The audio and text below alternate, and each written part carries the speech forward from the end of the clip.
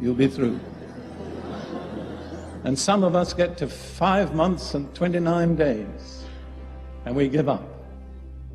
We didn't know we only had one more day. Never give up. There's no precedent in the Bible for giving up. God determines how long the test will last, not we.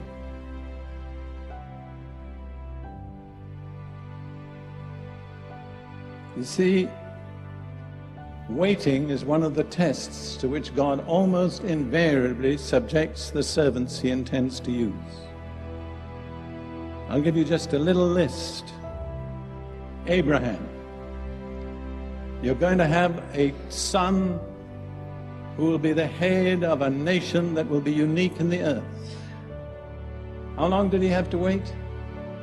25 years. He had to watch his wife past the age of childbearing and still wait. It amazes me that Abraham is so highly rated in the Bible. But what did he do? Well, essentially, he was a prosperous cattle farmer. And he wandered around the area to the east end of the Mediterranean, looking after his flocks and his herds. He did nothing very dramatic, until the time came that he offered up, or was willing to offer up, his son Isaac.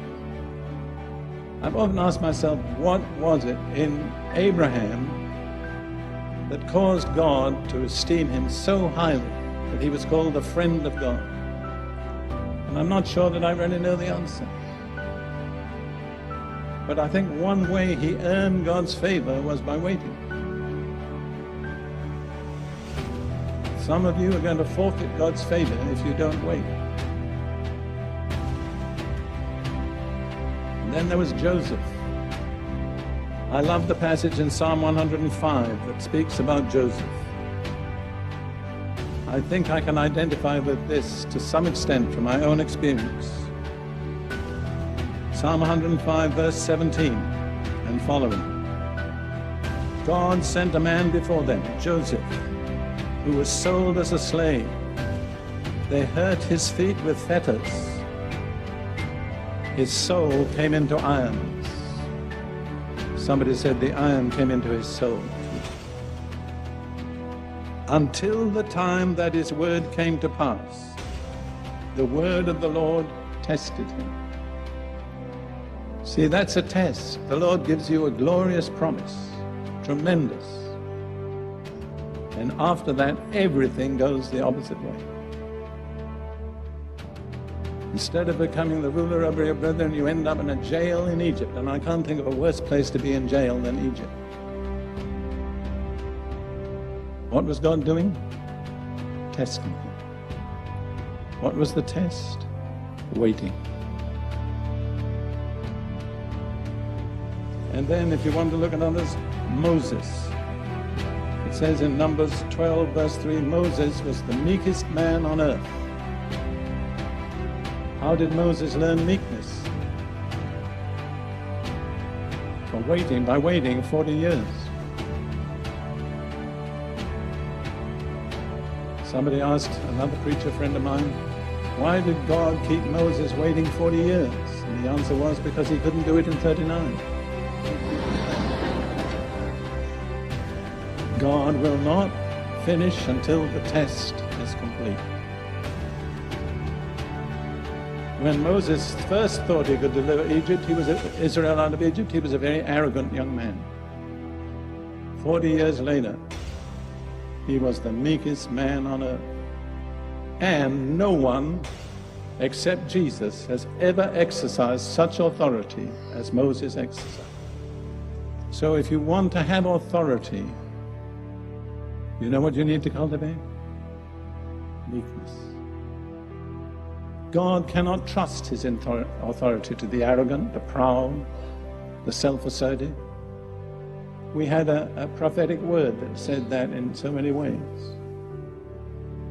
You know the condition for promotion in the kingdom of God? It's very easy. It's abase yourself. Everyone who abases himself will be exalted.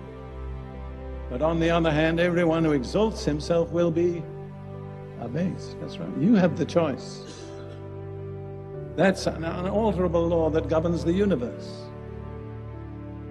People talk about breaking God's laws. That's not true. We don't break God's laws break us if we break them. And then let's think just about David for a moment. Another young man who was given tremendous promises of God. And he spent the next, I don't know how many years, I think probably about 15 years, living, as he said himself, like a dead dog or a partridge on the mountains, running away from the man whom he was to succeed as king. Why does God permit that? In fact, why does God ordain that? What is he looking for? In one word. I didn't hear you. Endurance, that's right. You cannot bypass endurance. You know whom I'm speaking to at the moment? Me. You cannot bypass endurance and enter into the promises of God. You can come so far. The completeness is only through endurance. And just when it seems impossible to hold out, that's the time to hold out. Don't give in. I would like to say that to several of you individually. You're in the test. You're doing all right. Just hang in there. Don't back out. Don't give up. God is faithful. I've been asked sometimes if I had a message to leave for posterity, what would it be? I always say I can give it to you in 3 words. God is faithful.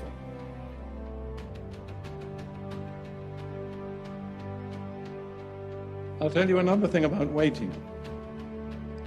It causes us to realize more and more our dependence on God. I can't do anything. I can't make it happen.